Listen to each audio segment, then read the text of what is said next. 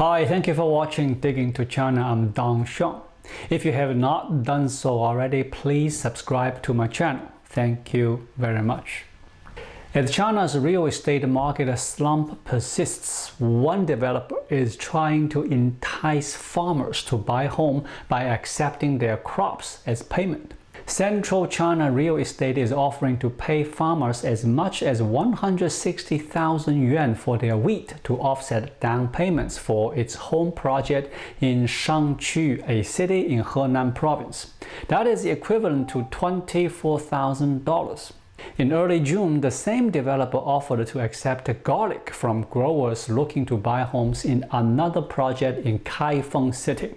Henan province is a major production hub in China for both wheat and garlic. Hit by a slowing economy, zero COVID restrictions, and a debt crisis that is spreading, China's property market is in a deep slump. Property sales fell more than 31% from January to May. The first 4 months of this year saw sales drop 21%.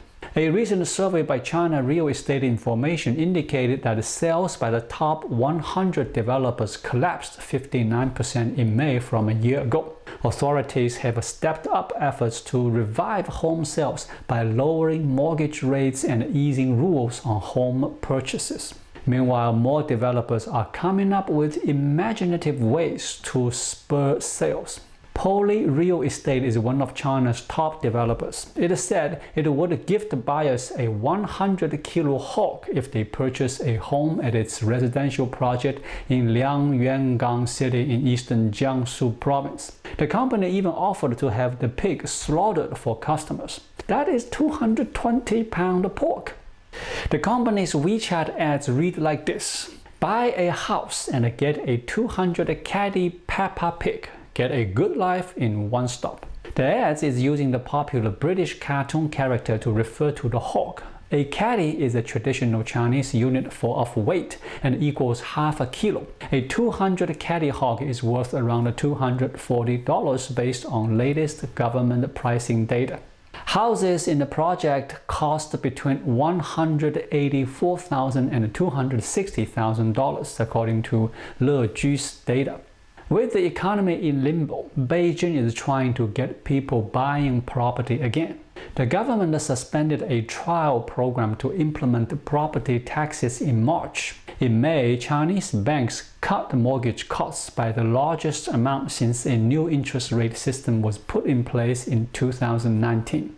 In addition, various local governments have rolled out dozens of new policies to promote home buying. Meishan, a city in Sichuan province, said it would offer subsidies for new home purchases before the end of the year. The government of Wenzhou, a city in Zhejiang province, said it would now permit interest-only repayments for the first 3 years on mortgages for first-time home buyers. Henan, a city in Anhui province, ordered the banks to extend more money and short loan approval times, as well as lower the mortgage rates and the down payment requirements for first-time buyers. But for many potential home buyers, the incentives are not enough to offset the risks. A lower down payment would just mean more bank payments over time. Given the economy's fragile state and the ever-present possibility of being laid off, many young people do not want to tie up a large chunk of their money in a home. A year ago, the concern with Chinese real estate market wasn't the reluctant buyers, but frenzied speculations. When a property in Shenzhen became available in March 2020, the building's 288 units sold out online in 7 minutes, according to state media. Worried about a housing bubble and its impact on the financial system, Chinese officials enacted the so-called 3 red lines policy to curb the reckless borrowing habits of the country's biggest property developers. The new rules required companies to pay down debt before borrowing more money, and the new rules started to expose cracks in the property market. In late 2021, China Evergrande Group, the highly indebted property developer, defaulted on bond payments to creditors. Since Evergrande, more than a dozen firms have defaulted. Amid the debt crisis, Chinese officials pushed developers to prioritize finishing building properties that they had already sold. When Evergrande began to run into liquidity problems, an estimated 1.6 million people were waiting for the developer to complete homes that they had already bought. But this push policy had a side effect: shoddy work, and as a result, protests. People across the country are protesting about quality problems and unfulfilled promises. He Chang is one of the protesters. According to New York Times report, He Chang is a 27-year-old car salesman. He purchased an Evergrande property in 2019 with the expectation that it would be complete in 2021. It has been delayed until June this year. But the apartments still do not have electricity, the elevators are not finished, and the wood floors are not installed. The windows leak, the outdoor spaces are only wide car lanes with no sidewalks for residents. There are no bushes or trees, just bare patches of grass.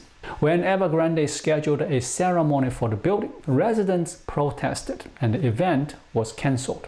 The developer told the residents that there is no money for anything more. Mr. He said, "We are told not to be too demanding. There are still plenty of people that couldn't have their apartments finished." Louise Lee, a 30-year-old administrator at a real estate firm, is another such customer. She bought an apartment in 2019 at the Moon on the Sea complex by Vanke, one of China's largest property developers. She was told the complex in Guangzhou would eventually include a shopping mall with grocery stores and an international school, a major selling point for Miss Lee, who has 2 young children. But more than a year after she moved in, the school building and the mall remained empty. Residents said Vanke told them there was not enough interest from businesses to fill the mall, and an application for the school was tied up in government bureaucracy. The local district challenged this version of events. It told the residents that the Vanke hadn't paid the rent for the land in recent years because of a financial dispute with the village, which owned the land. After the matter was taken to court, Vanke eventually paid, but there are currently no plans for an international school. In April, enraged homeowners hung a banner covering the high-rise's top 10 floors that read "Vanke False Advertising." Other banners warned people that buying a Vanke home would ruin their lives. When police arrived to tell the homeowners to remove the banners, protesters refused and clashed with officers. Ms. Lee regrets buying the property. She says the financial problems facing developers are leading to quality issues. "I personally don't recommend buying apartments now. People should really think twice," Ms. Lee said. I agree. Thank you for watching. Please leave a comment and subscribe to my channel. Just click the subscribe button right here.